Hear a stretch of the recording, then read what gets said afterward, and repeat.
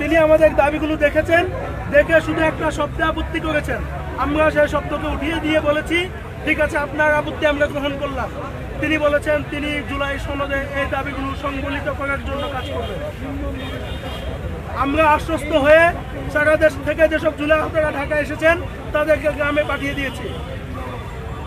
গত 14 তারিখ রাতে যখন জুলাই সনদের চূড়ান্ত খসড়া প্রকাশিত হলো, তখন আমরা দেখলাম আমাদের ন্যায্য দাবিগুলো সেই সনদের সংবলিত করা হয় নাই।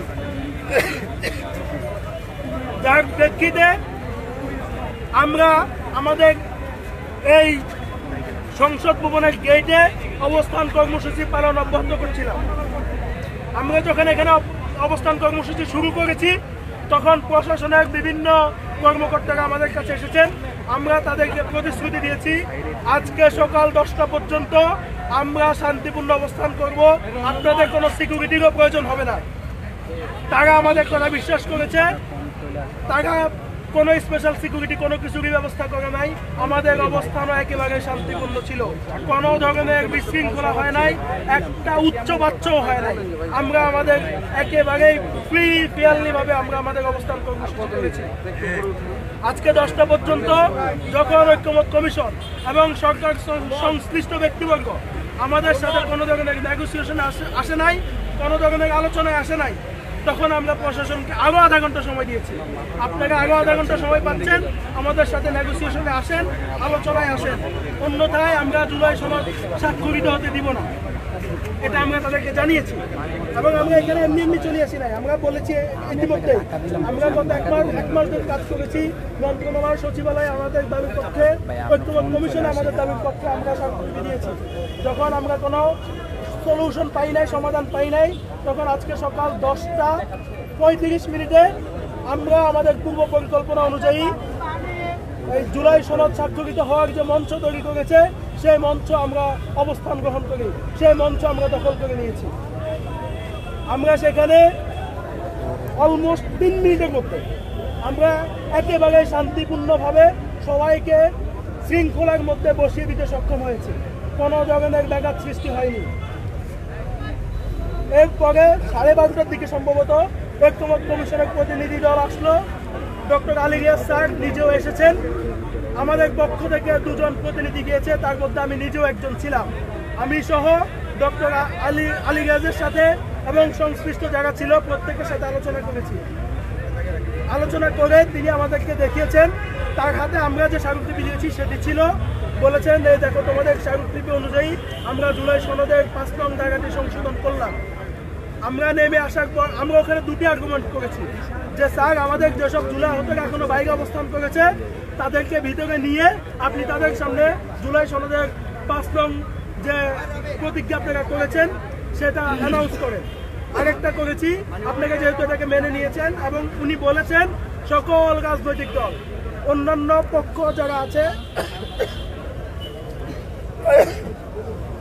তারা সবাই আমাদের এই যে দাবিগুলো ছিল তার সাথে একমত। তখন আমরা তাকে বলেছি যেহেতু সকলেই একমত, কেউ নোট অফ ডিসেন্ট দেয়নি, কেউ বিরোধিতা করেনি, তাহলে আমাদের এই ধারাটি এখনই বাস্তবায়ন করা হোক, যে কোনো পলিসিতে, যে কোনো প্রক্রিয়া। এই 2টো আর্গুমেন্ট করে আমরা নেমে চলে এসেছি। নেমে আসার 1 মিনিট পর তিনি সনদের 5 নং যে প্রতিজ্ঞা আছে সেটি পাঠ করেছেন সকলের সামনে। তিনি পাঠ করে সম্ভবত 30 সেকেন্ডের মধ্যেই তিনি ভিতরে চলে গেছেন। আমরা বলেছি আমাদের সাথে একটু আলোচনা করেন। উনি যখন এটা পাঠ করেছেন তখন বলেননি এটা বাস্তবায়িত হবে, উনি বলেছেন অন্যান্য ধারাগুলোর মতো পরবর্তী সরকার এসে বাস্তবায়ন করবে। আমরা নিজেদের মধ্যে আলোচনা করার জন্য পুলিশ প্রশাসনের কাছে বলেছি আমাদেরকে 3 মিনিট সময় দেয়। ওনারা আমাদেরকে 3 মিনিট সময় দেননি। ওনারা আক্রমণ শুরু করেছিলেন পশ্চিম পাশ থেকে। আমি তখন পশ্চিম পাশে দাঁড়ানো, ঐক্যমত কমিশনের অথবা অন্য কোনো একজন কর্মকর্তা ওইখানে ছিলেন আমার সাথে পশ্চিম পাশে, যে পাশে পুলিশের অবস্থান ছিল। তিনিও অনুরোধ করেছেন যে ওদেরকে একটু সময় দাও। পুলিশ আমাদেরকে কোনো সময় না দিয়ে পুলিশ হঠাৎ করে আক্রমণ শুরু করলো। আমরা পিছন ফিরে তাকাতেই সুযোগ পাইনি। আমাদেরকে এলো পাতাই লাঠি পেটা, আমাদের মধ্যে যারা ফ্লোরে পড়ে গেছে তাদেরকে ওদের ভোট দিয়ে পালানো, ওরা এমন এক ধরনের নির্যাতন প্রক্রিয়া চালিয়েছে যেন আমরা একটা পোকামাকড় এই রাষ্ট্রের জন্য আমরা মনে হয় যেন একটা বিশেষ জন্তুতে পরিণত হয়েছি। এদেরকে দমন করাই যেন তাদের কাজ। তারা তাদের আজকের এই নির্যাতনমূলক কর্মকাণ্ডের মাধ্যমে তারা এটা প্রমাণ করেছে তারা এখনো পেশিবাদকে লালন করে। আপনারা জানেন বাংলাদেশ পুলিশে এখনো 1,20,000 পুলিশ সার্ভিসে আছে যারা হাসিনার আমলে নিয়োগপ্রাপ্ত। হাসিনা পুলিশে নিয়োগ দিয়েছে, তাদেরকে ডিএনএ টেস্ট করেছে, তার রক্তে আওয়ামী লীগ আছে কিনা, তার বংশের কয় পুলিশ পর্যন্ত আওয়ামী লীগ, এগুলো টেস্ট করেই তাদেরকে পুলিশে নিয়োগ দিয়েছে। এই ডিএনএ টেস্ট হল আওয়ামী লীগ দিয়ে বাংলাদেশের পুলিশ প্রশাসন জুলাই পরবর্তী সময় চলতে পারে না। আমি নিজে এর আগে একাধিক সংবাদ সম্মেলনে আমি বলেছি আমাদের পুলিশ সংস্কার করতে হবে।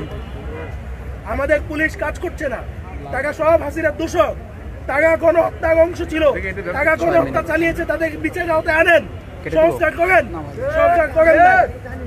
যার ফলশ্রুতিতে আজকে এই পবিত্র সংসদে যাদের রক্ত দিয়ে জুলাই সনদ, জুলাই ঘোষণাপত্র এবং নতুন বাংলাদেশের স্বপ্ন ইন্টারিম জাতিকে দেখাচ্ছে, সেই জুলাই যোদ্ধাদের আজকে নির্যাতন করা হয়েছে। আমরা এই নির্যাতনের তীব্র নিন্দা এবং প্রতিবাদ জানাই।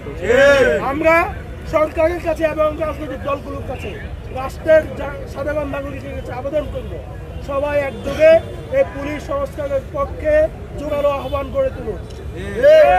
পুলিশ আমাদের রাষ্ট্রকে ধ্বংস করবে।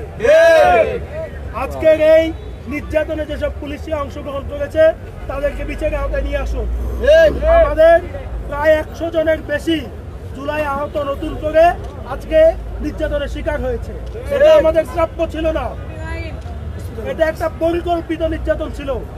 তারা তাদের ভিতরে পুষে রাখা রাগকে আমাদের উপর আজকে উগড়ে দিয়েছে। সুতরাং তাদেরকে বিচারের আওতায় আনা অতি জরুরি। আমাদের সামনে আলী রিয়াজ স্যার ঘোষণাপত্রের 5 নং যে প্রতিজ্ঞা পাঠ করেছেন এবং পরবর্তীতে রাজনৈতিক দলগুলো যে সনদে সাইন করেছে তার মধ্যে কিছুটা ভিন্নতা আছে। আমি এটা পাঠ করি। গণ অধিকার পরিষদের নবীল হক নূর নিজে সাইন করে এটা ফেসবুকে পোস্ট করেছে। সেখানে আমরা শেষ বাক্য যেটা আলী রিয়াজ স্যারের পাঠের সাথে মিল নাই। আলী রিয়াজ স্যার 5 নং প্রতিজ্ঞায় শেষ বাক্য ছিল এরকম: জুলাই আন্দোলনের শহীদ পরিবার এবং আহতদেরকে আইনি নিরাপত্তা দেওয়া হবে এবং আইনি প্রয়োজনীয় সকল সহযোগিতা করা হবে, যেটা এই সনদের মধ্যে নাই, যেটাতে রাজনৈতিক দলগুলো সাইন করেছে। তাহলে কি আমাদেরকে এখানে ডেকে নিয়েও একটা পতাকা করলেন আপনারা? আপনাদের কি লজ্জা হয় না?